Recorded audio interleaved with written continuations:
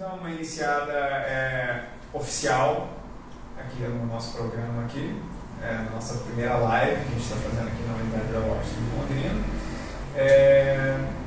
E nessa primeira experiência, a gente vai falar realmente um pouco sobre intercâmbio, sobre como é você fazer uma experiência de intercâmbio, né?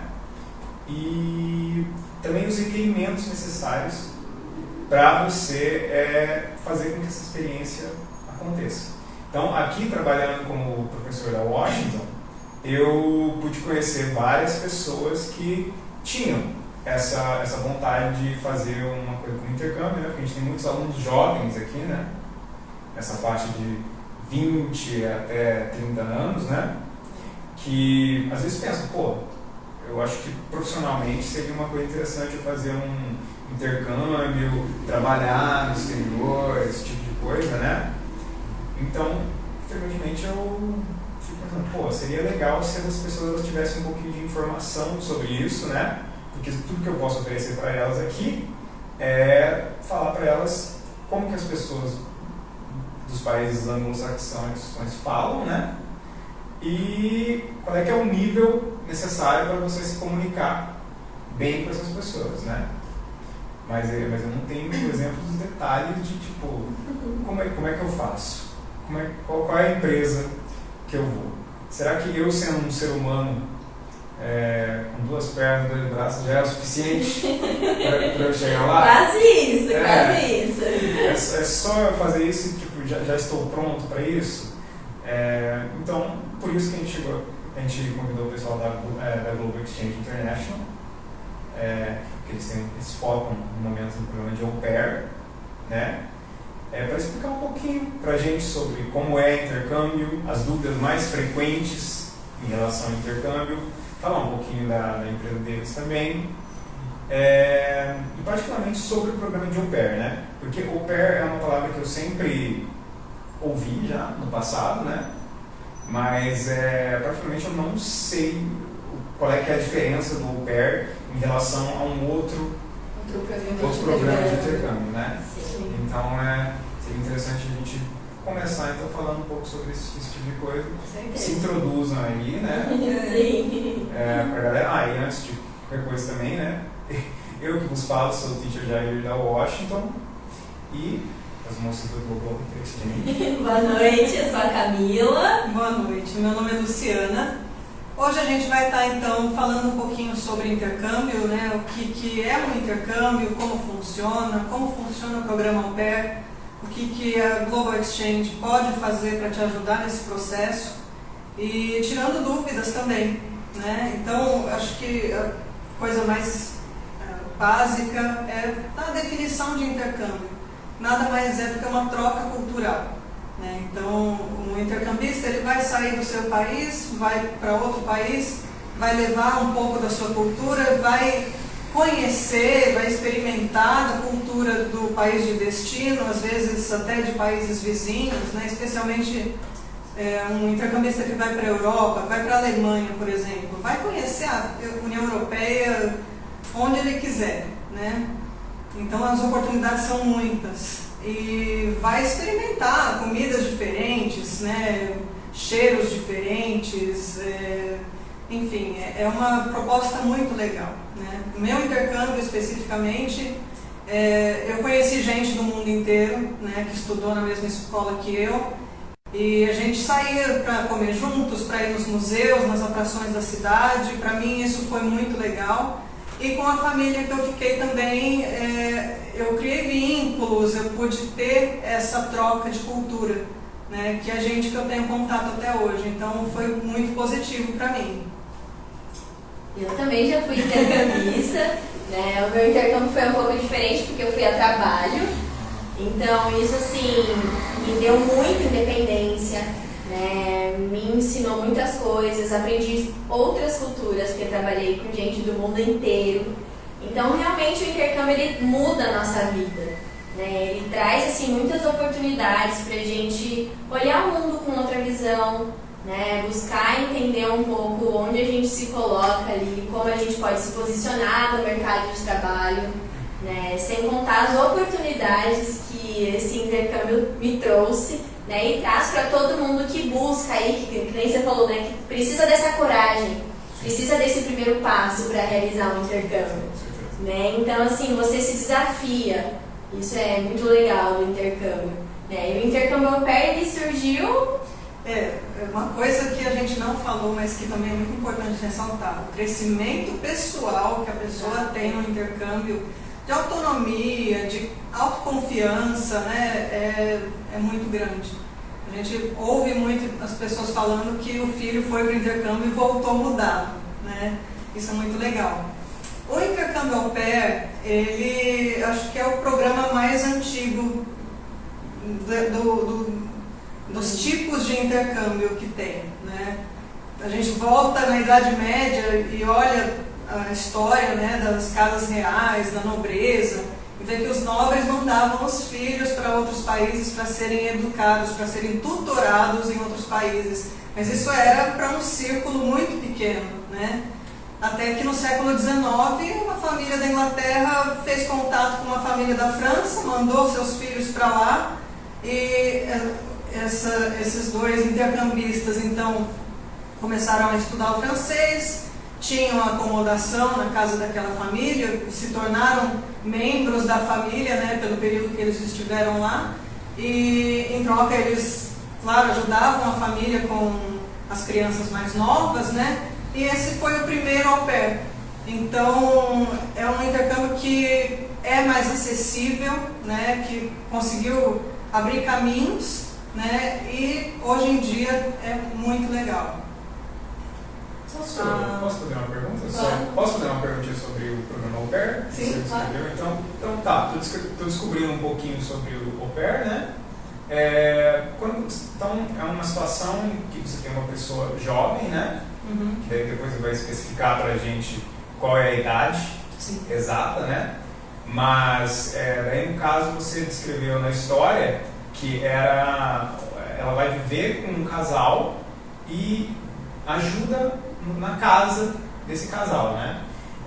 Necessariamente no au pair, o casal estrangeiro, a sua família no estrangeiro que você vai ficar, ela tem que ter filhos menores para você cuidar delas? Sim? Não, um intercambista de au pair nunca vai para uma casa de uma pessoa solteira, digo, sem filhos, nem de um casal sem filhos. Sempre vai ser uma família, né, com filhos, se não me engano até 14 anos. Então, lógico, tem todos os tipos de família. Vai ter às vezes uma mãe solo, ou um pai divorciado, né, e as crianças. Então isso não é problema nenhum, mas um requerimento para as famílias, né, que elas também passam por um processo de seleção, é que elas tenham filhos até 14 anos. Sim. E o intercambista au pair, ele vai para ser um irmão mais velho, né? Então, ele chega no país de destino, a família recebe ele e ele vai cuidar dessas crianças, né? E além disso, ele também vai para estudar. Então, por exemplo, se as crianças vão para a escola de manhã, o intercambista estuda de manhã e no período da tarde ele fica fazendo as atividades com as crianças enquanto os pais estão trabalhando, fazendo essas outras atividades. Então é isso que o intercambista ele faz, né? E em troca ele tem alguns benefícios também, né? Que o programa au pair... O intercambista au pair, ele vai receber a acomodação, né? Vai receber alimentação, 3 refeições diárias, vai ter o tratamento de um irmão mais velho na família. Então, ele vai ter as responsabilidades dele, a gente tem que falar, né, tem que frisar, não vai ser uma babá, não vai ser uma faxineira, vai ser alguém que vai ser tratado como um membro da família, com o bônus e o ônus, né, as responsabilidades, mas também assim, vai participar dos eventos em família, do círculo social daquela família, né, das viagens. Né? Em geral, a família que leva um au pair está pagando mais para ter um au pair do que pagaria para ter uma babá. Né? Então a gente sabe que são famílias que estão interessadas nessa troca de cultura. né, e que querem que o intercambista, né, que vai para a casa delas tenha toda a experiência possível no país. Né? Então, de acordo, lógico, com as suas possibilidades, né, vamos dizer, um intercambista que vai para os Estados Unidos tem uma chance aí de conhecer a Disney, ou de ir para Nova York, ou ir conhecer a Califórnia, né? Então, isso é super interessante, né? Um grande bônus aí, né?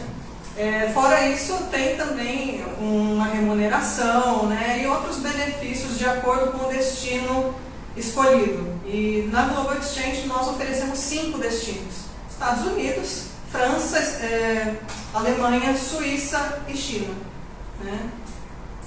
5 grandes potências aí, né? Países incríveis. Que são assim, destinos assim, muito procurados, assim, até destinos turísticos procurados, né?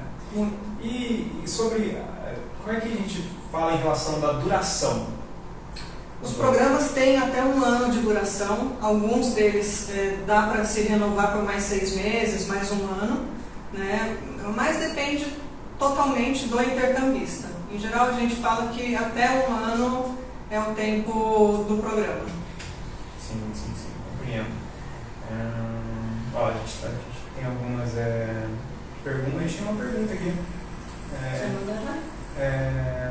Sandra Amaral está perguntando aqui.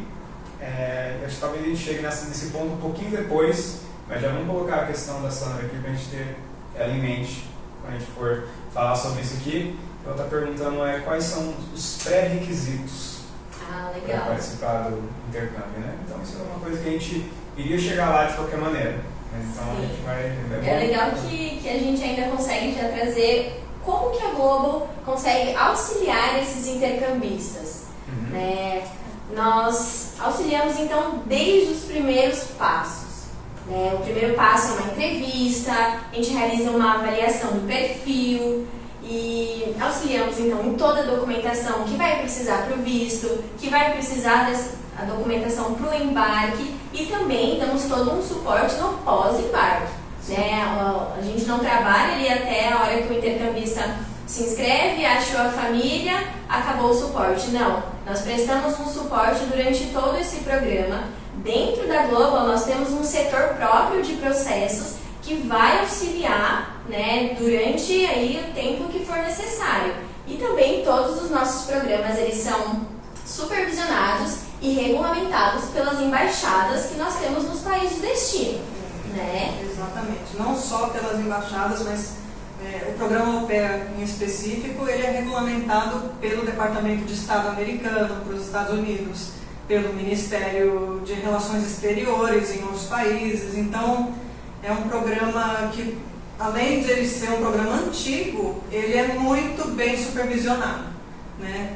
E para falar um pouquinho mais da Global, né, como que a gente entra nisso também, é legal falar da nossa estrutura, né? Acho que pouca gente nos conhece, nós estamos chegando no Brasil agora, mas a Global Exchange já tem 16 anos de experiência no mercado internacional, estamos em 19 países, a nossa sede fica em Miami, nos Estados Unidos. Então é uma estrutura que ela é grande e é montada para dar um suporte e uma qualidade para o intercâmbio dos nossos alunos. E respondendo então a pergunta da Sandra sobre os pré-requisitos, ser maior de idade, ser solteiro ou solteira, sem filhos, e um dos pré-requisitos que são para todos os destinos é o nível do inglês, né, do idioma. Eu acho que você pode nos auxiliar aí nessa parte. Sim. Bom, antes de eu auxiliar vocês, deixa eu só dar algumas informações. A gente tem algumas outras perguntas aqui, só que eu vou deixar. Todos vocês que fizeram uma pergunta, nós iremos respondê-las na ordem.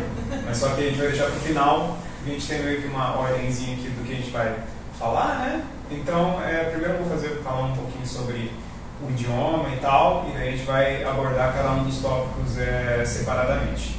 E, deixa eu perguntar, daí antes de eu falar do idioma inglês particularmente, no caso, você colocou 5 destinos pra gente. Sim. Tem algum destino aí que precisa de algum idioma além do inglês? Na verdade, para a França, o requerimento é do francês, para a Alemanha, do alemão. Para a Suíça é interessante, porque lá eles falam alemão, falam francês, falam inglês, alguma parte da Suíça fala italiano também. Nos nossos requerimentos, o nível intermediário do inglês, do francês ou do alemão. E na China, o nível já avançado do inglês, porque o intercambista au pair lá vai ser um tutor de inglês para as crianças da família. Essa é a coisa que eu mais gosto. Isso é muito porque legal. Na China você tem que saber mais inglês do que nos Estados Unidos. Exatamente. Mas só que tem um motivo isso, né? Porque você vai dar aula. Vai ensinar as crianças da família. Vai ensinar as crianças. Sim. É um bom negócio, né? E é uma troca muito legal, né? Na China, o intercambista pode optar por fazer aulas de mandarim. Para quem faz faculdade em uma área como comércio exterior, relações internacionais, direito até, é muito interessante esse detalhe, muito legal.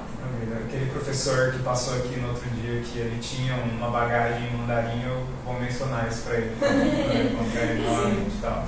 Pode ajudar a pessoa duplamente no caso desse daí. Sim. Mas muito bem, eu vou falar bem simplificadamente sobre os níveis diferentes de inglês, né?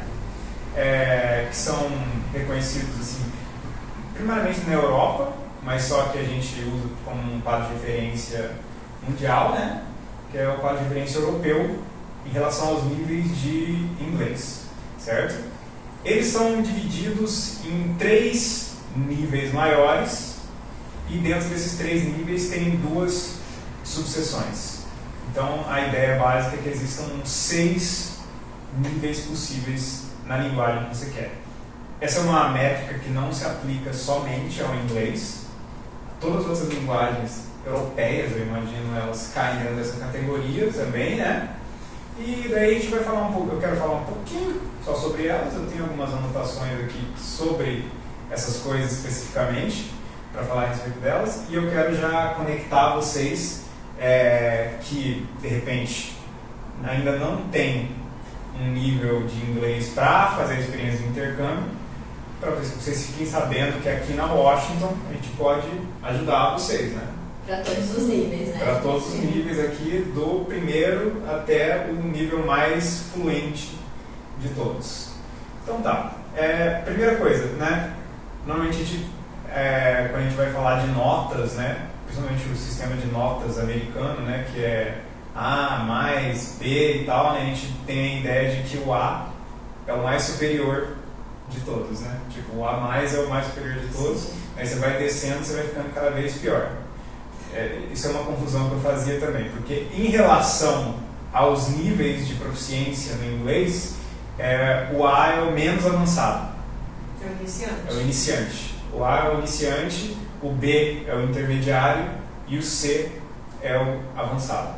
Então, certo? Então a gente vai do A1, que é o primeiro de todos, até o C2, que é o mais avançado.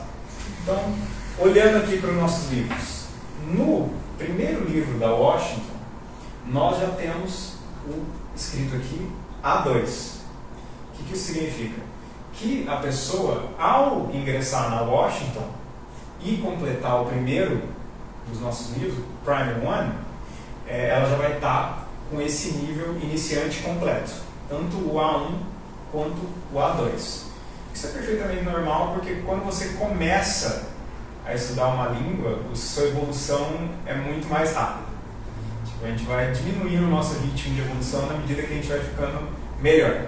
Isso é em todas as coisas da vida, eu imagino também, né? É que nem na matemática, né? Todo mundo sabe somar, 1 mais 2 e tal, chega na multiplicação, tô detonando. Agora, quando a primeira letra variável aparece, todo mundo começa a desacelerar dá um pouquinho, desespero. sabe? Daí Todo mundo aqui é de humanas. Complicou um pouco. E no inglês não é diferente. O inglês é uma língua, né? Então obviamente cai dentro das humanas, mas só que depois de um nível começam a aparecer as coisas mais gnômicas, mais obscuras e assim por diante, certo? Então, só falando sobre nossos fascículos aqui, né? Cada um deles perfaz 6 meses de estudo aqui na nossa metodologia. Às vezes a gente faz intensivos, né? Então alguns dos primeiros podem ir um pouco mais rápido. Então, em 3 anos, né, já que são 6 livros, você chega no nível avançado C2, certo? Mas vamos passar para os níveis A1 e A2. O que é o A1?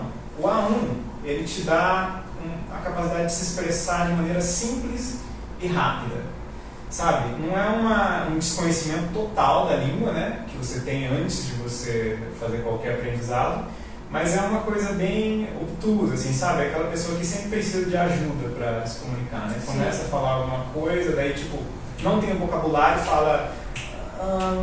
daí tem que aparecer uma outra pessoa e falar ajudar pra você, né? Dá um help, né? Dá um pequeno help, assim. I want a good. Ainda não tem o domínio, assim, por exemplo, de coisas básicas como as question words, né? Tipo, às vezes troca o what com when, dá um desencontro das coisas, mas pode se expressar facilmente, assim, algumas coisas padrãozinho, sabe? Tipo, falar de onde eu sou, né? I'm from Brazil, sabe? Tipo, Hello, my name is Camila. É o que eu gosto de falar de aquele inglês de novela, sabe? Que o ator ele tem que aprender um pouquinho antes de falar lá, né? Ele fala, não, tô falando em inglês perfeito, mas é uma coisa meio treinada, né? Sim. Então você sabe dar informações bem básicas sobre você, de onde você é, de onde você trabalha, meio devagarinho, assim, sempre com a ajuda do outro. Então esse é o primeiro nível do inglês. Acho que com poucas semanas que você tiver no Prime 1, você já vai passar esse primeiro nível. O segundo nível, A2, né? Você já consegue fazer frases mais longas e já começa a meio que concentrar os seus esforços em relação à área que você tem mais interesse, certo? Porque ninguém aprende inglês exatamente para ter um conhecimento genérico das coisas, né? Você vai sempre aprender tendo em vista a área de interesse que te atrai, né? Tipo, se eu sou um advogado, eu vou querer, obviamente, me inteirar desse tipo de vocabulário. Então, você chega perto da sua vida, né? Aliás, isso é o que a gente sempre fala que é uma das melhores assistências do aprendizado de inglês, é você unificar o aprendizado à sua vida. Porque se você não fizer isso, fica meio difícil, fica realmente um tanto maçante você tentar ter um aprendizado genérico, assim, né? Você consegue fazer troca de informações com as pessoas, você já começa a compreender o que as outras pessoas estão falando e você começa a ter uma certa ciência dos outros tempos verbais, ou seja, do passado e do futuro. Primeiro a gente começa ensinando o presente, né? Presente simples, simple present, depois a gente começa a envolver os outros tempos verbais. Então esse seria o A2. A gente está caminhando. Agora nós chegamos para o nosso livro vermelhinho aqui, que a gente chega até o B1. Esse aqui é o primeiro livro do inglês básico, certo? No B1, você já consegue esboçar suas opiniões sobre as coisas que você tem interesse, escola, trabalho, coisas da sua vida, assim, em geral. Você consegue dar indicações para pessoas um pouquinho mais complicadas, por exemplo, indicar lugares, dar uma informação para a pessoa onde é tal lugar, coisa dessa natureza. Falar sobre você de uma maneira um pouquinho mais complexa, mais profunda, né? Um pouquinho mais além de give me coffee, please, certo? Você começa a falar tipo de quais são as suas esperanças, quais são os seus sonhos, o que você quer fazer. Você já consegue expressar a sua subjetividade de uma maneira mais complexa já para a pessoa. O B2, ele é meio que um aprofundamento do B1, nosso livro verde. B2 já é o requerimento mínimo. Exatamente. Olha só, percebam, o B2 ele é um aprofundamento do B1. O que você consegue? Você já começa a ter fluência, certo? Porque até o B1 você meio que ainda está enfaixado na hora de se expressar. Você se expressa de maneira mais simples e às vezes você meio que não consegue fazer a transição de um tipo de expressão para outro tipo de expressão. Você já está começando a ver a unidade da língua e já está começando a falar meio que normalmente. E é por isso, né? Deve ser por isso que realmente é o ponto em que você pode fazer a transição e ir para um outro país, né? Então você já começa a poder falar em discussões mais técnicas, normalmente sobre a sua área de interesse, novamente. Tem um vocabulário mais específico para essas áreas que você quer, você já não vai ficar tendo que perguntar para uma pessoa que saiba, se você quiser levar alguma palavrinha específica, porque você já foi atrás, você já meio que absorveu essa coisa para você. E as suas opiniões, elas já são mais complexas ainda do que elas eram antes. Então você já está no progresso. Então esse é o ponto mediano do nosso curso, né? É o Book 3, o Prime 3. Então, antes de eu prosseguir, né, fazer um pequeno intervalo antes de eu chegar nos outros 3 níveis aqui, quero que vocês falem um pouco para mim. Por que, então, o B2 e o B1, que são os essenciais para o caso de uma experiência de intercâmbio? Justamente porque o intercambista vai chegar na casa de família e vai precisar se comunicar, né? Mesmo que no nível básico, né? No caso básico eu digo o nível intermediário, mas no nível básico de conversação, que vai poder perguntar alguma coisa, vai poder falar um pouco sobre si, né? Falar um pouco do seu background, né? Então essa pessoa precisa, né, ter uma desenvoltura para a conversação, né? Por isso o B2 para a conversação e o B1 às vezes é aceito na escrita, na leitura, né? Porque o mais importante para quem vai ser um au pair é a conversação. Sim, com certeza, né? Isso passa uma segurança também. Exatamente. Eu acho que você falou, né, que tinha medo. Eu acho que quando você chega nesse nível, você já está um pouco mais seguro para começar a se comunicar, expressar o que você quer, o que você está sentindo, e quais são as suas necessidades. E a gente sabe que no dia a dia é isso. A gente precisa disso. Você, nesse ponto aqui, você já domina os particípios passados já. Então você já está de boa já, sabe? Você já está no nível de só a palavra já é difícil, né? Então imagina o nível do inglês. Você já está com uma certa segurança maior. Mas o que me dá curiosidade também é em relação às famílias. Tipo, porque as famílias, elas sabem, então, que vai chegar muita gente que está nesse nível aqui, B1, B2. Sim. As famílias, elas estão preparadas para uma comunicação, assim, que, tipo assim, seja aceitável, mas não seja um nível ótimo? Sim. Assim, são famílias que, tipo assim, elas têm um conhecimento até das línguas estrangeiras também, que elas consigam se comunicar, assim. Olha, isso não é algo garantido. Às vezes tem, né? Às vezes não é nem uma família nativa, né? Mas o legal do programa au pair é que o intercambista antes, né, quando ele está durante o processo, ele vai fazer uma seleção e ele vai também passar por uma seleção. Então ele pode fazer entrevista lá com 5 famílias. E às vezes uma família gostou dele, mas ele fala, não me senti muito à vontade, então eu escolho a família B, né? Aí essa família, ele vai sentir uma simpatia, né, uma empatia com a família, e eles vão se dar bem, né? E antes dele decidir qual é a família, vai ter mais de uma conversa, mais de uma reunião. Então, você já vai conseguir ter um feeling ali. A família vai entender onde você já está ali situado no inglês e a pessoa também vai falar, essa família está ok com o meu nível. Você não vai assim às cegas, né, pro intercâmbio. Então, em relação a isso, é super tranquilo. Entendi. Bom, e também eu imagino que, como você falou antes, né, que são famílias, por elas já estar dentro de um programa desse, elas já são famílias mais abertas, né? Com certeza. Porque, tipo, às vezes a pessoa pode pensar, putz, vou para os Estados Unidos. Putz, e se o pessoal lá for, tipo assim, diferente da minha cultura e logo não entendo muito bem, tipo, mas só que a pessoa que está num programa desse, ela já está condicionada a intenção já é entrar numa outra cultura, né? Então, não, lógico que às vezes vai ter um choque cultural um pouco maior aqui ou ali, né?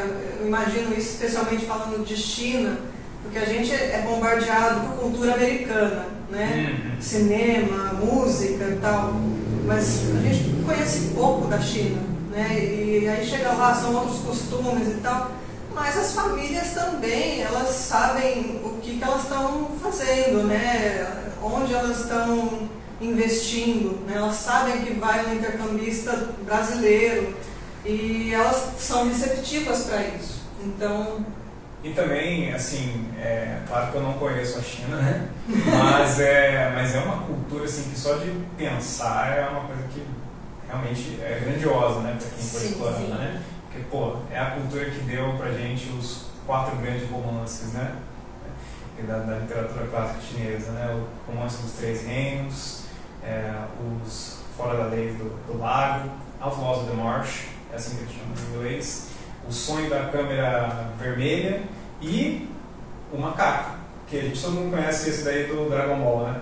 Por causa a origem dele vem desse clássico. Não assisti, não. Jornada ao Oeste. Jornada ao Oeste é a história do Rei Macaco. E também, sei lá, eu também gosto muito do cinema de Hong Kong, então é uma experiência que, se eu tivesse a oportunidade, eu acataria. Já sabemos o destino para você, né? A China é fenomenal, né? Acho que a cultura milenar, né? Mais de 5.000 anos de história de um país unido, né? Diferente, por exemplo, do que a gente vê na Europa, que cada hora tinha um nome, né? Prússia não existe mais e tal. Estado-nação é uma coisa relativamente recente na Europa, né? E voltando para a história dos Três Reinos, na China não, desde a época do Império Romano já existia a China unida, né? Sim. Então muito interessante. Bom, deixa eu terminar a minha descrição aqui dos livros então, né? Eu achei muito interessante saber dessa informação sobre as famílias também, né? Falar um pouquinho sobre o C1. O C1, ele comporta 2 livros nossos. Isso aí já expandindo um pouquinho sobre aquele tema, né, que a gente estava falando, que chegar na perfeição é o que demora mais tempo, né? No começo é rapidinho, 2 níveis em um livro só. Agora aqui não. Quando você está no C1, você já está fluente e não comete errinhos, porque até um pouco antes, quando você está no B2, é possível que você seja fluente, mas às vezes dá aquela capengada no tempo verbal ainda. É muito comum. Nossa, eu vejo muitos alunos assim que eles chegam e eles já estão com um nível expressivo muito bom aqui, porém o que eles têm que fazer é um trabalhinho de correção. Por isso que às vezes a gente até prefere fazer com que eles passem por isso aqui, para eles lembrar os conceitos básicos. Porque às vezes já faz uma transição para esse aqui, a gente perde alguma coisinha que seria mais simples se a gente tivesse explicado desde o começo as coisas. Às vezes chega com um vício de linguagem. Chega com um vício de linguagem. Isso é muito comum entre as pessoas que são autodidatas, né? Porque elas chegam muito perto do jeito que as pessoas se expressam de verdade, né? As gírias e tal. Então elas sabem se expressar muito bem, mas às vezes tem uma outra coisinha que elas nem pensam. Né? É que nem a gente. Muita gente sabe se expressar perfeitamente bem em português, porém, às vezes vem de uma origem mais humilde, não percebe quando está cometendo um erro gramatical, né? Porque às vezes nem faz tanta diferença para a comunicação da pessoa, né? Sim. Mas, para nós que queremos comunicar de uma maneira culta, é legal a gente corrigir esses erros, né? Sim. Tá. C1, você já consegue se falar fluentemente e sem erros. E você também já começa a perceber coisas que quando você está nos livros você não começa a perceber, que é uma inflexão diferente, a ironia de alguma pessoa, aquela frase prene de significado que em si você não consegue entender, mas só que se você sabe o jeito que a pessoa falou, você começa a dominar, você começa a ter uma fluência além de meramente visual da palavra escrita, você começa a ter uma fluência também de entonação, a vocalidade da língua. E o C2, que é o nosso último livro aqui, somente para os real pros na língua, é uma proficiência completa. Você consegue dominar qualquer conteúdo que você decidir dominar, né? Porque muitas vezes a pessoa fala assim, então calma aí, então se eu estou no último nível aqui eu consigo falar de tudo. Daí eu falo para a pessoa, meu filho, eu não consigo falar de tudo em português. Exato. Então, o senhor e a senhora achar que você vai falar de tudo é um pouquinho de jactância exagerada da sua parte. Mas assim, eu diria que se você quiser aprender alguma coisa, você vai ter um equipamento para aprender, né? Tipo assim, significa que se eu chegar aqui eu já vou poder falar em filosofia kantiana. Não, primeiro você vai ter que aprender filosofia kantiana. Exatamente. Que é uma coisa que a maior parte das pessoas não sabe. Então a gente te dá o equipamento linguístico para você perseguir os seus interesses, e aqui você já consegue perseguir interesses mais complexos, os mais aprofundados possíveis. Você consegue fazer apresentações, você consegue falar, sim, com total confiança na frente de um público. Então, por exemplo, se você estiver trabalhando no exterior e tiver que fazer uma apresentação, se você tiver o C2, você vai estar, não vai nem suar para fazer essa apresentação. E você vai ir mais longe nessa penetração psicológica que você tem, porque eu acredito que está muito ligada à proficiência máxima na língua e você tem uma penetração psicológica maior. Da mesma maneira que você sabe como os brasileiros são, antes mesmo de eles abrirem a boca, quando você chega num nível de domínio numa língua tão alto, você também começa a entender a psicologia de quem fala inglês muito melhor. Isso é verdade. Então, esses são os níveis. Para todos que estiverem interessados em fazer o intercâmbio, essa é a informação que eu queria dar. Também essa informação sobre a ajuda que a Washington pode oferecer para todo mundo que for tentar fazer um intercâmbio, perseguir os sonhos no exterior. Isso meio que perfaz o que eu tinha que falar em matérias pedagógicas.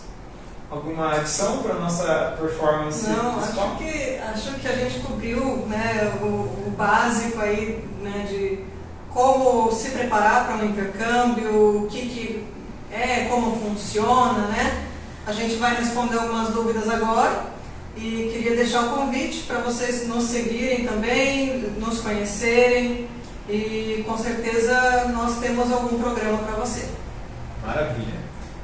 Bom, eu vou fazer todas as perguntas que chegaram aqui. Não chegaram, acho que a gente tem o quê? Umas 5 perguntinhas. Legal. Tem algumas perguntas que são repetidas aqui. Então, sabe aquelas lá que são os top 5? Então eu vou lendo aqui. Vamos ver qual pontuou mais. Se for uma repetida, daí a gente fala, já respondemos. Ok. Tá. O Brian pergunta pra gente: qual o país mais fácil de conseguir tirar o visto? Na verdade, o visto para o au pair, né, para o programa au pair, é um visto fácil, porque, como a gente falou, né, é um programa regulado pelo Departamento de Estado, pelo Ministério de Relações Exteriores. Então, a embaixada, né, ela já sabe que aquele estudante passou por um processo seletivo muito criterioso e que a família que está recebendo ele também. Então, visto au pair, a probabilidade de ser aceita é muito alta, né? Não poderia dizer que tem algum país que seja mais fácil. Talvez a Suíça, mas o requerimento aí para a Suíça é que tenha nacionalidade europeia também. Então, é um pouco complicado por causa disso. Você poderia me falar um pouquinho sobre esse negócio de nacionalidade europeia, né? Eu tinha meu colega de trabalho no antigo emprego que eu tinha. Ele costumava falar para mim que eu fui na Itália, eu tenho muita facilidade na Itália porque eu tenho nacionalidade italiana. E foi muito fácil para mim porque eu tenho descendência. Olha, ascendência. Italiana, né? Descendência seriam os filhinhos dele, né? Isso é real. Para você conseguir uma nacionalidade europeia é mais fácil se você tiver laços sanguíneos com o país em questão? Nossa, isso entra numa questão jurídica, assim, que tem... Deixa eu lembrar da minha faculdade. Eu faço as perguntas mais difíceis. Tem o direito de solo e tem o direito de sangue. Se não me engano, no Brasil o direito é de solo. Então, quem nasce no Brasil é brasileiro, independente de... é filho de um americano. Quem é filho de italianos, aí está sob o direito de sangue da Itália, entendeu? Então, cada país tem uma regra diferente. Por isso, tá? Mas por isso que a Itália geralmente facilita, né? Entendi. Mas você falou que o mais fácil é a Suíça. Não, porque para quem tem a dupla nacionalidade, não vai tirar o visto para a Suíça, né? Mas assim, o nosso primeiro passo já começa numa pré-análise de um perfil. Então, se a gente vê que a pessoa não tem o perfil para o visto, a gente ou vai indicar um segundo destino, trabalho com aquela pessoa para que ela fique apta para tirar o visto. Porque a gente não quer ninguém perdendo tempo, investindo no valor do visto, né? E ter um visto negado. Então o nosso processo ele já começa assim para que você tenha realmente sua melhor experiência e não tenha nenhum problema aí com o visto. Tá? Bom, posso passar para uma outra pergunta? Pode, por favor. Sim. Uma pergunta que foi feita 2 vezes aqui, acho que até mais de 2 vezes, foi sobre a idade. E eu não sei se vocês falaram exatamente quais são as especificações de idades para detalhadamente sobre os diferentes destinos e assim, para as pessoas já terem uma certa consciência de qual é o limite. O limite vai variar um pouco de acordo com o país. Mas a idade mínima é 18 anos e o máximo 25, 26, para a China 27, né? Então varia de acordo com o país que a pessoa escolher. Sim. E é importante lembrar que se você tem 16, 17 anos, você já pode começar o processo, você embarca com 18, mas você já pode dar início à documentação, né? Elevar o nível do inglês ou do idioma do país que você escolher. Então tem essa flexibilidade. Entendi. Então é meio que flexível, né? Tipo, Sim. se eu estou com 25 anos, ai meu Deus, não consigo, nem tudo está perdido ainda, né? Exatamente. Entendi. Beleza. Uma pergunta que eu queria fazer, antes da gente encerrar então. Vocês focaram hoje aqui no au pair, mas isso não significa que é o único programa que vocês, talvez não no momento, mas no futuro próximo, podem estar oferecendo, né? Sim. Vocês querem dar alguns detalhes sobre tipo pessoas que talvez sejam fora da idade do au pair e tal, ou pelo menos dar uma indicação de que para essas pessoas também existem outras possibilidades que vocês podem ajudar eles? Sim, em linhas gerais, né, nós vamos trabalhar 7 programas no Brasil e entre eles tem um programa para professores que queiram dar aula nos Estados Unidos, para pessoas que queiram ir só para trabalhar ou que queiram ir para fazer um semestre ou um ano de faculdade ou pós-graduação. Enfim, tem programas só de trabalho, de estudo e trabalho. Programa para jovens também, Sim. né? O Summer Camp, o Winter Camp. Então teremos aí um leque maior, com certeza, de programas. Todos eles têm dinâmicas diferentes e tipo tempos de estadia assim também variam entre esses diferentes. Sim. Cada programa tem as suas regras, pré-requisitos, né? Então é bem diferente um do outro. Entendi. Bom, então acho que a gente podia encerrar, né? E deixar então uma mensagem bem clara para vocês, né? Que se você tem já um nível considerável em inglês, é uma ótima oportunidade. Vocês têm que entrar em contato com a Global Exchange.